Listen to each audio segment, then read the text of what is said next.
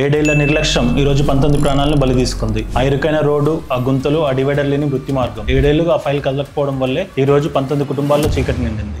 అసలు అక్కడ ప్రమాదం జరిగిన వెంటనే అక్కడ ఏం జరిగిందో చూద్దాం. ఈ వీడియో చూడండి. వేరే వాళ్ళు పడ్డారు, ఫస్ట్ కంకర గుంజండి అని చెప్తున్నా, నేను ఉరుతున్నా. నా పక్కకు ఆ లేడీస్ కూడా ఉన్నారు, వేరే వాళ్ళు ఉన్నారు, అయినా వినిపించుకుంటలేరు. ఫోటోలు వీడియోలు తీస్తున్నారు, ఫస్ట్ ఫోన్లు తీసుకున్నారు, వీడియోస్ తీస్తున్నారు.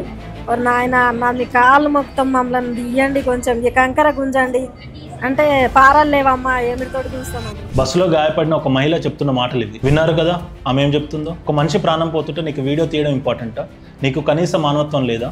మనం సమాజంగా ఎటుపోతున్నాం?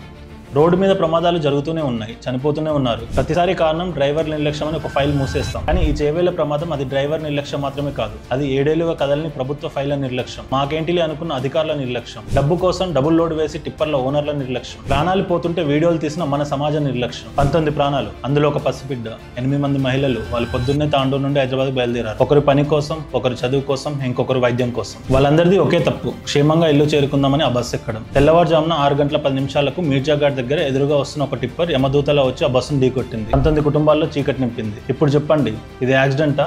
కాదు, ఇది వ్యవస్థీకృత హత్య.